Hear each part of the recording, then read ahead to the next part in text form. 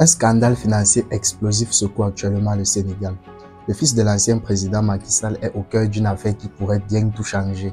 On parle de 125 milliards de francs, soit environ 190 millions d'euros. Une somme colossale issue des transactions suspectes, de bons de caisse mystérieux et des réseaux financiers aux ramifications troublantes. Ce que vous allez découvrir dans cette vidéo va bien au-delà du simple cas Amadou Sall.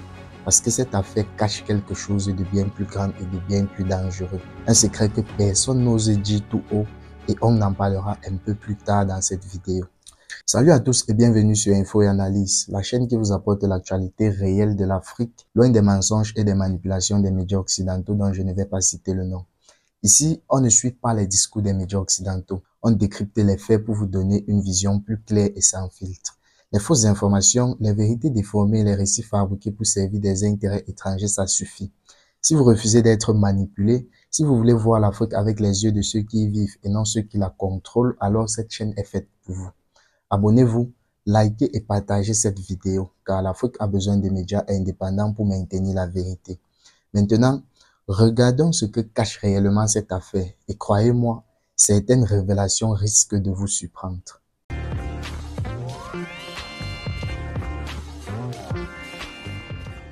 L'affaire qui secoue actuellement le Sénégal met en lumière un scandale financier d'une ampleur exceptionnelle. Amadou Sall, le fils de l'ancien président Macky Sall, est accusé d'escroquerie et de blanchissement de capitaux. Selon l'enquête menée par le pôle judiciaire financier, il serait impliqué dans une transaction suspecte portant sur 125 milliards de francs, soit environ 190 millions d'euros. Les investigations révèlent qu'Amadou Sall posséderait des bons de caisse d'une valeur de 10 milliards de francs. Une partie de ces fonds aurait été transférée sur le compte de Wondros Investment Ltd, une société hébergée à la NSIA. D'après ses proches, cet argent proviendrait de la vente d'un terrain que son père lui aurait offert en 2014. Mais pour les autorités judiciaires, il pourrait s'agir d'un montage financier illégal destiné à dissimuler des fonds d'origine douteuse. Un autre acteur clé de cette affaire est Mohamedou Hassinsi, un homme d'affaires influent. Il est soupçonné de complicité dans cette affaire et serait impliqué dans une autre transaction frauduleuse de 91 millions de francs. Son nom revient régulièrement dans le cercle du pouvoir et cette enquête pourrait révéler des liens encore plus profonds entre le monde politique et certaines grandes fortunes sénégalaises. Ce scandale éclate dans un contexte où le Sénégal affiche une volonté de lutter contre la corruption.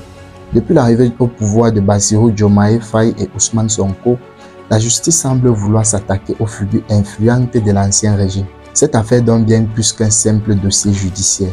Elle pourrait marquer un tournant dans le gouvernement du pays. Mais la grande question reste, s'agit-il réellement d'une volonté de justice ou d'un règlement de compte politique? Cette affaire dépasse largement le cadre juridique. Elle soulève des questions politiques, économiques et sociales majeures pour le Sénégal. L'arrestation du fils d'un ancien président, surtout pour une affaire de telle ampleur, ne peut être anodine. Même si le nom de Macky Sall n'est pas officiellement mis en cause, son nom est inévitablement associé à ce scandale. Depuis son départ au pouvoir, plusieurs de ses proches sont sous le coup d'enquête judiciaire.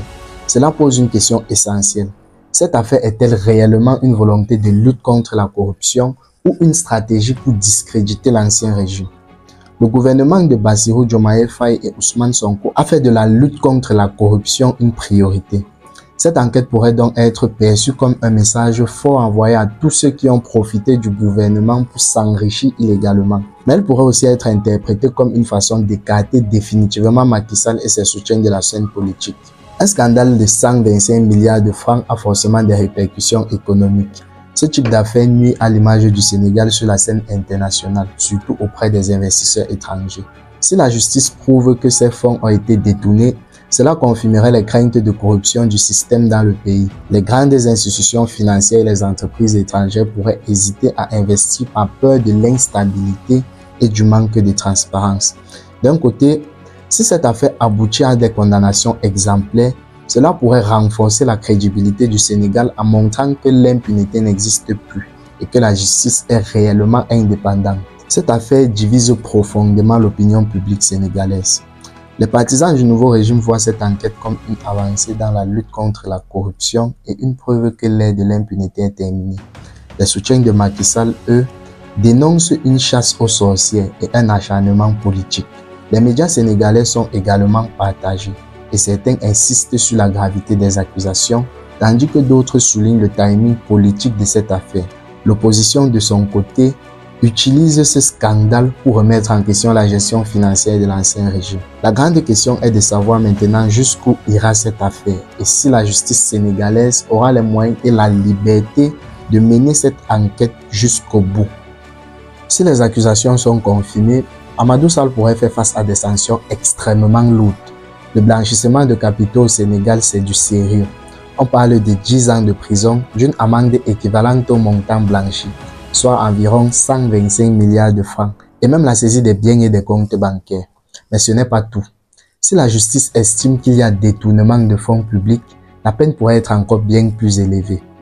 On entre dans une autre dimension, celle des crimes économiques majeurs avec des conséquences juridiques et politiques dévastatrices.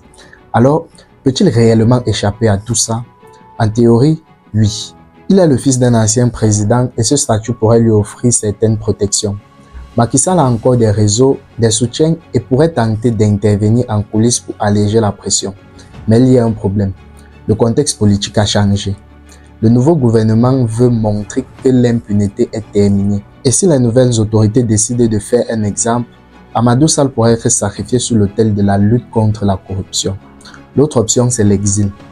Quitter le pays pour éviter la pression, c'est une stratégie déjà vue chez les autres figures politiques en difficulté. Mais ce serait aussi une reconnaissance indirecte de la culpabilité et un énorme coup pour l'image de Macky Sall et de son entourage. Alors, jusqu'où ira cette affaire? La justice sénégalaise va-t-elle aller au bout ou est-ce qu'un arrangement en coulisses mettra fin au scandale avant même un vrai procès? La réponse pourrait bien redéfinir l'avenir politique du Sénégal.